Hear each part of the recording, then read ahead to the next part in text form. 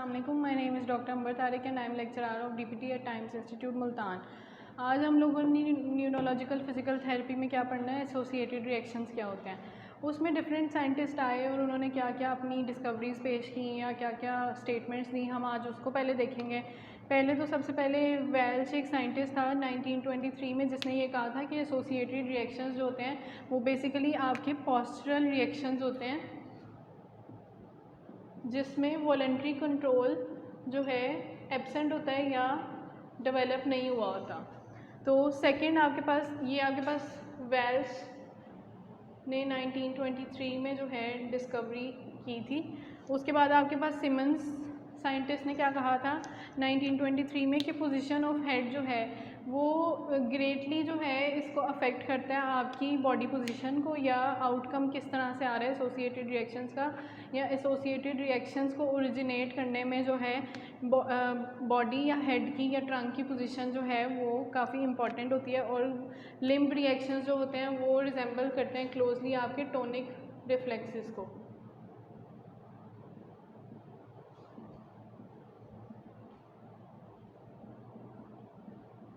Third आपके पास ये आ जाता है टोनिक नेक रिफ्लेक्सेस, जिसमें हमने लास्ट टाइम पढ़ा था सिमेट्रिक नेक रिफ्लेक्स और एसिमेट्रिक नेक रिफ्लेक्स। उसके बाद आपके पास तीसरी आ जाती है ब्रनस्टॉर्म की थ्योरी। उसमें उसने ये कहा अपर एक्सट्रीमिटी और लोअर एक्सट्रीमिटी के लिए दो डिफरेंट कैटेगरीज में उसने डिस्क्राइब किया। उसने बताया कि अपर एक्सट्रीमिटी में अगर आप कोई मूवमेंट अचीव करवाते हैं, किसी इस बाजू की कोई मूवमेंट करवाई, तो यही मूवमेंट आपको दूसरे लिम्ब में भी या आपकी अफेक्टेड लिम्ब में भी यही सेम मूवमेंट प्रोड्यूस होगी। लोअर एक्सट्रीमिटी में अगर हम बात करते हैं तो अगर आपने कोई मूवमेंट करवाई किसी को, तो उसकी जो है अफेक्टेड लिम्ब जो है ऑपोजिट लिम्ब जो है उसमें वो आपकी मूवमेंट मिलेगी। तो अपर एक्सट्रीमिटी में सेम लिम्ब में मूवमेंट, लोअर एक्सट्रीमिटी में आपके पास ऑपोजिट अफेक्टेड लिम्ब।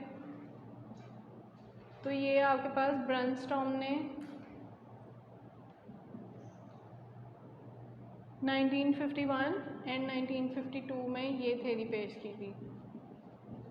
उसके बाद आपके पास आ जाते हैं इसी की फर्दर आगे उसने क्या क्या डिस्क्राइब किया कि एक तो जो है एसोसिएटेड रिएक्शंस जो हैं वो ओरिजिनेट या डेवलप किए जा सकते हैं किसी भी लिम्ब में जो कि ऑलरेडी फ्लैसिड स्टेट में होती है। स्पास्टिसिटी वहाँ पे प्रेजेंट होगी, लेकिन वो जब स्पास्टिक स्टेट से फ्लैसिड स्टेट में चली जाती है तो उस कंडीशन में जो है आपके पास जो है एसोसिएटेड रिएक्शंस डेवलप हो सकते हैं लिम्ब में। फिर उसके बाद it may occur associated reactions also occur in the affected limb under a variety of conditions in the presence of spasticity or when a degree of voluntary control has been achieved and after spasticity has eliminated। और third आपको उसने ये बताया कि may be present years after the onset of hemiplegia. फिर repeated stimulus may be required to originate a response। Tension in the muscles of the affected limb decrease rapidly after cessation of stimulus। Attitudinal reflexes influence the outcome of associated reactions। फिर आपके पास associated reactions में कौन कौन से reactions आ जाते हैं। सबसे पहले आपके पास आता है होमोलेटरल लिम्ब सिनकाइनेसिस।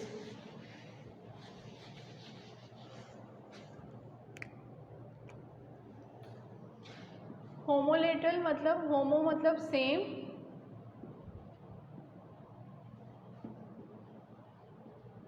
तो इसका ये मतलब है कि मूवमेंट या response to one extremity will produce the same response या मूवमेंट इन द सेम या इप्सिलेटरल एक्सट्रीमिटी। फिर आपके पास है रेमिसिड्स फिनोमेना।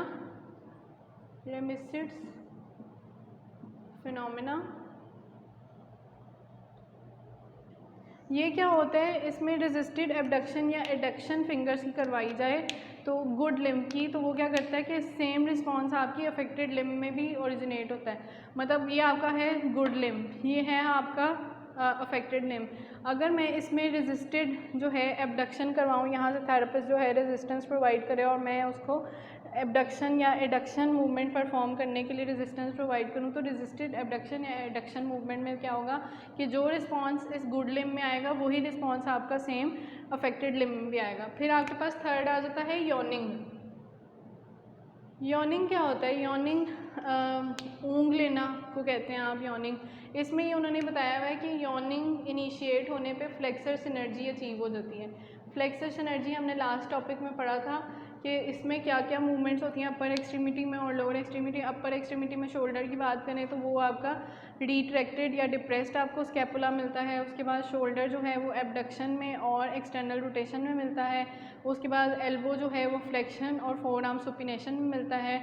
और रिस्ट जो है और फिंगर जो है वो आपको फ्लेक्स मिलती हैं। तो इस तरह से ये फ्लेक्सर सिनर्जी में आपने कभी देखा ऑब्जर्व शायद किया हो कि ऊँग लेने पे या अंगड़ाई लेने पे आप इस तरह से ये वाली मूवमेंट परफॉर्म करते हैं बाजू की। Coughing and sneezing.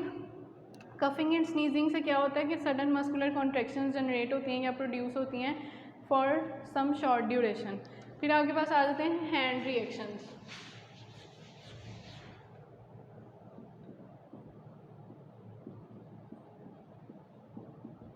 या कह लें रिस्टोरेशन ऑफ हैंड फंक्शन किस तरह से होती है। तो स्टेप्स इसमें क्या होते हैं, सबसे पहले आके होते हैं टेंडन रिफ्लेक्सेस जो हैं वो हाइपर एक्टिव हुए होते हैं।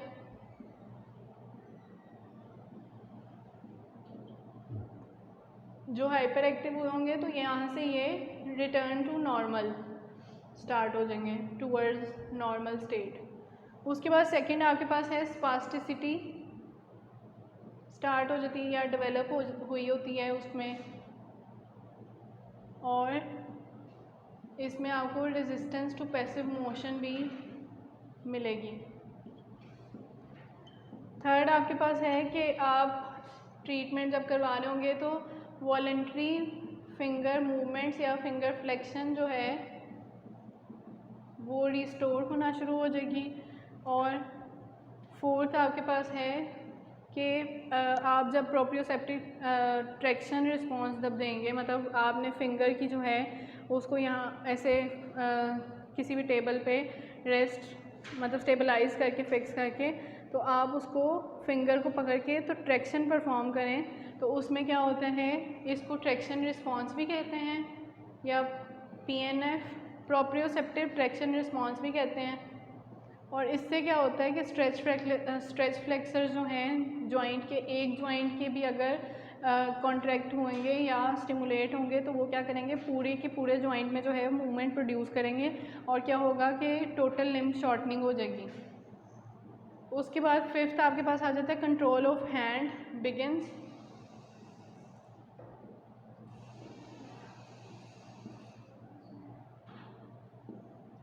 सिक्स्थ आपके पास आ जाता है कि ग्रैस्प एक्टिविटी जो है या ग्रैस्प जो है वो रिटर्न होना शुरू हो जाता है। सेवन्थ आपके पास है ट्रू ग्रैस्प रिफ्लेक्स जो है वो अचीव हो जाता है हैंड में।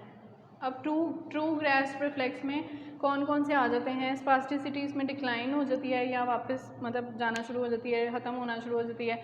और इसमें क्या होता है कि दो फेजेस होते हैं, एक होता है catching phase true grasp reflex में और एक होता है होल्डिंग फेज। कैचिंग फेज जो है उसमें क्या होता है कि वीक कॉन्ट्रैक्शन मिलेगी फ्लेक्सर्स की या एडक्टर्स की जब भी आप स्टिमुलस प्रोवाइड करेंगे या ट्रैक्शन परफॉर्म करेंगे। होल्डिंग फेज क्या होता है कि जब ट्रैक्शन परफॉर्म की गई उसके बाद जो है मसल्स जो हैं एक्टिवेट, जो अभी कैचिंग फेज में एक्टिवेट हुए थे वही जो हैं मज़ीद कॉन्ट्रैक्शन की स्टेट में चले जाएँ। फिर आपके पास कुछ आते हैं अदर हैंड रिएक्शंस। सबसे पहले हैं इंस्टिंक्टिव हैंड रिएक्शन या ग्रैस्प रिएक्शन।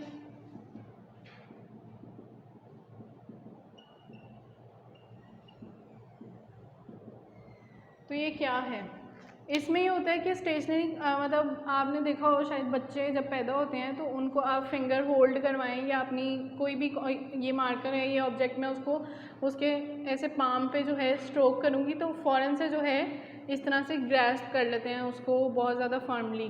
तो ये इंस्टिंक्टिव ग्रैस्प रिएक्शन होता है। उसके बाद है instinctive avoiding reaction.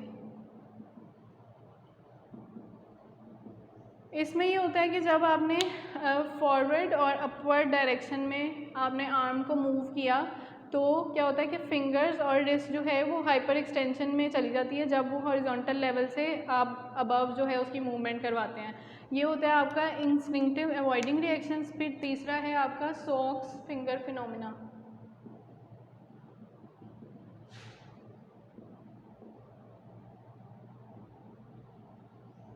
Socks finger phenomena में ये होता है कि elevation of hemiplegic arm beyond the horizontal.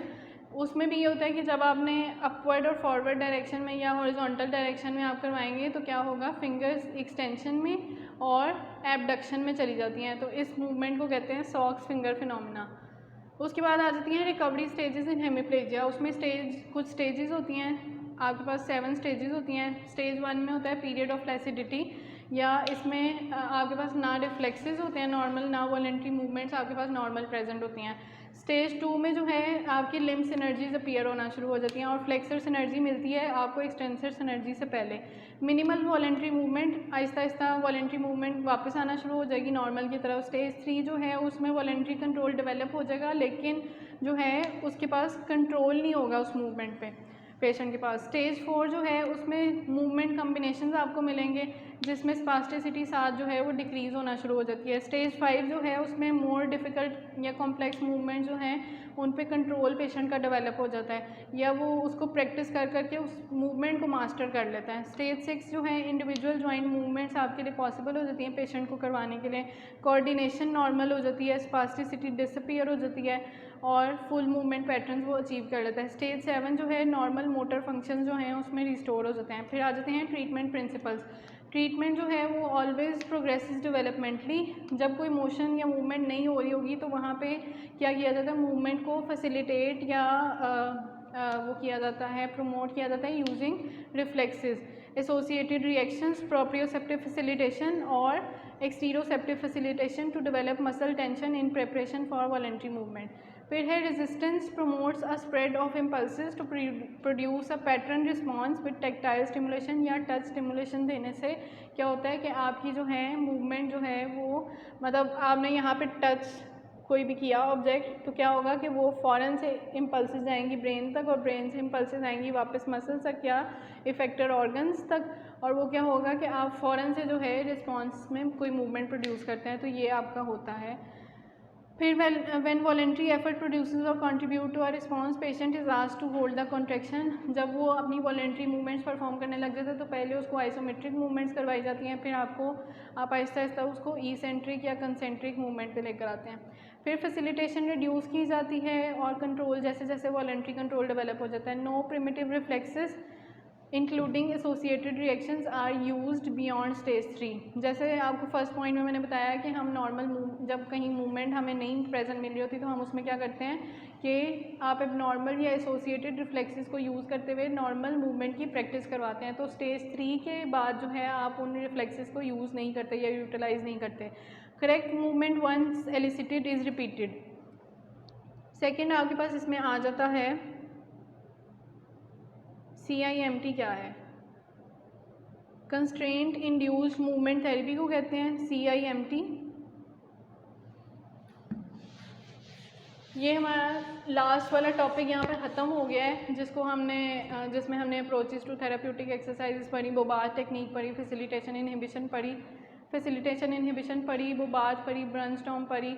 अब हमारा CIMT टॉपिक जो है वो क्या होता है, it is a form of rehabilitation therapy that improves upper extremity function in stroke and other central nervous system damage impairments या victims by increasing the use of their affected upper limb. इसमें ये करते हैं कि जो affected limb होता है ना उसको ज़्यादा से ज़्यादा यूज़ करने के लिए इनकरेज किया जाता है पेशेंट को, और कोशिश की जाती है कि एक प्लास्टर या आप ग्लव, एक होता है मिड ग्लव, उसको जो है साउंड लिम्ब पे उसको कहें कि ये कवर करके रखे ताकि वो अपने अफेक्टेड लिम्ब को ज़्यादा से ज़्यादा यूज़ कर सके। उसके बाद है एलिमेंट्स ऑफ CIMT थ्योरी। उसमें सबसे पहले है practising repetitive task oriented training. इसमें आप टास्क ओरिएंटेड ट्रेनिंग करवाते हैं जिसमें 10 या 15 कंसेक्टिवली वीक डेज़ पे जो है उसको आप ट्रीटमेंट देंगे और डिफरेंट फंक्शनल एक्टिविटीज़ हैं उनके ट्रीटमेंट में इनकॉर्पोरेट करते हैं। फिर ट्रांसफ़र पैकेज आ जाता है। थर्ड है inducing the patient to use more impaired upper extremity during waking hours over the course of treatment. वही कि आप गुड लिम्ब को जो है मिड से प्रोटेक्ट कर दें या स्टेबलाइज कर दें, रेस्ट प्रोवाइड करें और जो है अफेक्टेड लिम्ब उसको ज़्यादा से ज़्यादा यूज़ करें। अब रेपिटेटिव टास्क ओरिएंटेड ट्रेनिंग में क्या आ जाता है, सबसे पहले है आपके पास शेपिंग।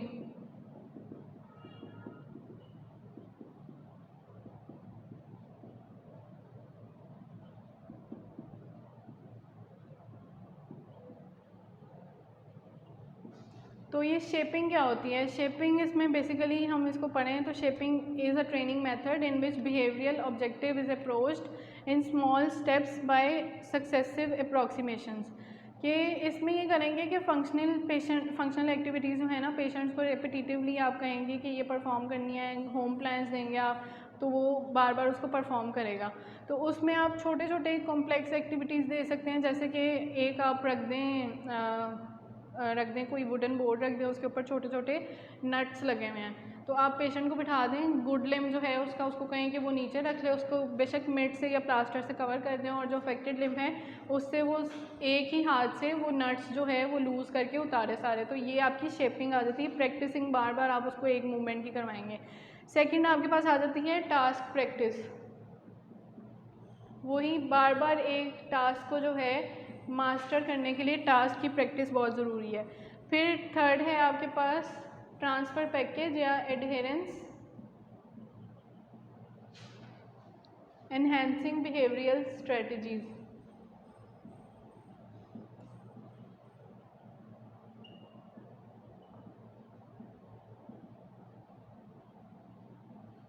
तो इसमें क्या करते हैं, इसको ट्रांसफ़र पैकेज भी कहते हैं, इसका दूसरा नाम आपके पास अमाउंट स्केल भी है या हाउ वेल स्केल भी है, या इसको आप MAL भी कहते हैं, motor activity log, motor activity log. अच्छा जी, उसके बाद आपके पास आ जाता है डेली एडमिनिस्ट्रेशन आप करवाएंगे अमाउंट स्केल की या मोटर एक्टिविटी लॉग की, प्रॉब्लम सॉल्विंग अप्रोच यूज़ करेंगे। मतलब अगर कहीं भी पेशेंट को ट्रीटमेंट में किसी भी एक्टिविटी को परफॉर्म करने में प्रॉब्लम आ रही है, तो आप देखेंगे उस प्रॉब्लम को रिजॉल्व करेंगे और अपना ट्रीटमेंट जो है उसको मॉडिफाई या चेंज कर सकते हैं। फिर फिफ्थ है आपके पास बिहेवियरल कॉन्ट्रैक्ट, और सिक्स्थ है आपके पास केयर गिवर कॉन्ट्रैक्ट। फिर है होम स्किल, सेवन्थ है होम स्किल असाइनमेंट या टास्क, जिसमें होम प्रैक्टिस आ जाएगी, daily schedule, weekly phone calls to उसको रिमाइंडर देने के लिए। शेपिंग का मैंने आपको बता दिया क्या होता है, उसमें एग्जांपल भी दे दी। अब टास्क प्रैक्टिस है, टास्क प्रैक्टिस जो है वो लेस स्ट्रक्चर्ड आपकी एक्टिविटी होती है, और इसमें आप क्या करते हैं, रेपिटेटिवली उसको एक टास्क परफॉर्म करने के लिए कहते हैं। इसमें 15 to 20 मिनट्स का उसका ट्रीटमेंट सेशन हो सकता है, उसमें आप क्या करवा सकते हैं उससे, एक्टिविटीज़ किस किस तरह की, आप उसको कोई रैपिंग शीट दे दें और कोई गिफ्ट दे दें या बॉक्स दे दें, आप उसको कहें कि ये आपने गिफ्ट रैप करना है, या आप उसको राइटिंग रिकमेंड कर देते हैं। फिर ओवरऑल परफॉर्मेंस, उसको जो है नॉलेज ऑफ रिजल्ट्स भी जिसको कहते हैं, तो वो आपको आफ्टर 15 to 20 मिनट्स उसको देना चाहिए, ताकि उसको मोटिवेशन मिले उससे कि उसने किस तरह से परफॉर्म किया ड्यूरिंग दिस एक्टिविटी। फिर प्रोग्रेशन ऑफ शेपिंग टास्क आ जाता है कि शेपिंग तो थी कि नॉर्मल आप एक्टिविटीज़ उसको छोटी छोटी दे दें, प्रोग्रेशन में क्या करेंगे कि आप कॉम्प्लेक्सर मूवमेंट्स की तरफ जाएंगे सिंपलर मूवमेंट से। तो उसमें इंटरेक्शन टाइप में आपके पास सबसे पहले आ जाता है डेफिनेशन उसकी ये है कि specific knowledge of results about participants performance in the end of shaping trial और टास्क और प्रैक्टिस सेशन। उसके बाद शेपिंग में क्या होता है कि ये फीडबैक की एग्जांपल में आ जाता है कि यूज्ड इन शेपिंग और यूज्ड इन टास्क प्रैक्टिस। तो फीडबैक में क्या होता है कि आपने इमीडिएटली आफ्टर ट्रीटमेंट सेशन या टास्क प्रैक्टिस जो है आपने उसको अपना उसका परफॉर्मेंस के बारे में सारा कुछ बताना है कि कहाँ उसने ठीक तरह परफॉर्म किया, कहाँ उसने वो लैग कर रहा था। और टास्क प्रैक्टिस में क्या है कि provided as global knowledge of results at the end of the entire task practice. जब उसका ट्रीटमेंट वो डिसकंटिन्यू करेगा तब आपने पूरे ट्रीटमेंट ड्यूरेशन के टेन्योर के एंड में आपने उसको फीडबैक दिया, तो वो टास्क प्रैक्टिस में इस तरह दिया जाता है। फिर आ जाता है कोचिंग। कोचिंग क्या होती है, specific suggestions to improve movements.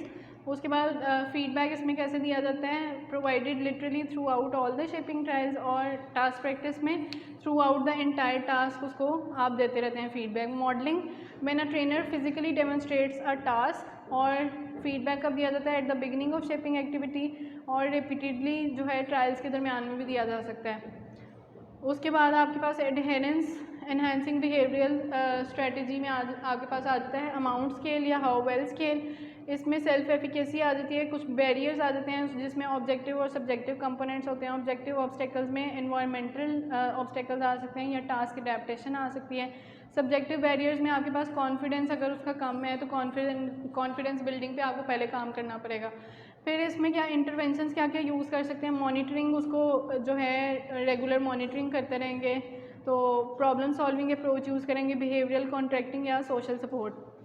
अब motor activity log, behavioural strategies या अमाउंट स्केल या हॉवेल स्केल क्या होता है, इसमें ये होता है कि आप उसको डिफरेंट फंक्शनल एक्टिविटीज़ देते हैं। अगर हम मोटर एक्टिविटी लॉग अमाउंट की स्केल की बात करें तो ये इसके स्केल की जो है 0 to 5 जो है आप उसको रेट करते हैं। उसमें 0 है did not use my weaker arm, not used. 1 है ओकेजनली या very rarely used my weaker arm. 2 है sometimes used my weaker arm.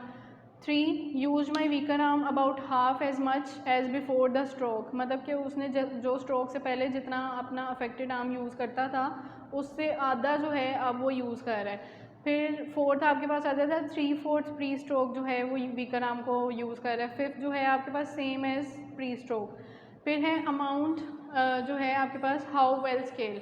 How well scale की जो है वो 5 आपके पास रैंकिंग्स होती हैं। 0 में नेवर यूज्ड, 1 में वेरी पुअर, 2 में पुअर, 3 में फेयर, 4 में ऑलमोस्ट नॉर्मल और 5 में नॉर्मल। एक्टिविटीज़ जो हैं उनमें 30 आइटम एक्टिविटी स्केल है ये। इसमें कौन कौन सी एक्टिविटीज़ आप कह सकते हैं, उसमें turn on a light with light switch, open a drawer, remove a item of clothing from a drawer, pick up a phone, wipe off a kitchen counter और open refrigerator, use a TV remote control. इस तरह की different activities. Put on your shoes, take off your shoes, get up from chair, write on paper, carry on object in hand, comb your hair. फिर behavioural contract आ जाता है। ये एक formal agreement होता है between the therapist and patient. तो इसमें क्या करते हैं कि आप उसको एग्रीमेंट साइन करवाते हैं कि वो अपने वीकर आर्म को जो है वो ज़्यादा यूज़ करेगा और गुड आर्म को कम यूज़ करेगा। बाद में इंपॉर्टेंट पॉइंट्स इसमें आ जाते हैं। प्रिंसिपल्स में सेफ्टी ज़रूरी होती है, उसका ट्रस्ट जो है वो गेन करना ज़रूरी होता है, रीविज़िट ज़रूरी हैं इसमें, चेक असिस्टेंस लेवल, और उसके बाद एग्रीमेंट जो है दोनों पार्टीज़ की तरफ से सीरियसली कंसिडर करना चाहिए। फिर उसके बाद ADLs आ जाते हैं कि ADLs आपने कौन कौन से जो हैं उसको एग्रीमेंट में लिखवाने हैं कि ये ADLs उसने परफॉर्म करने हैं।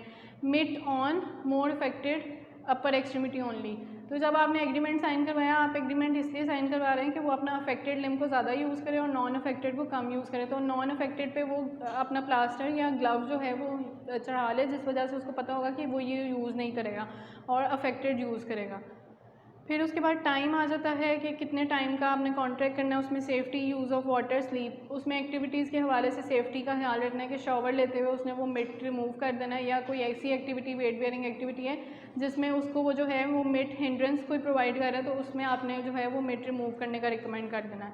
फिर उसके बाद आपके पास है केयर गिवर कॉन्ट्रैक्ट। ये होता है formal agreement between the therapist and the patient care giver about his patients presence and availability.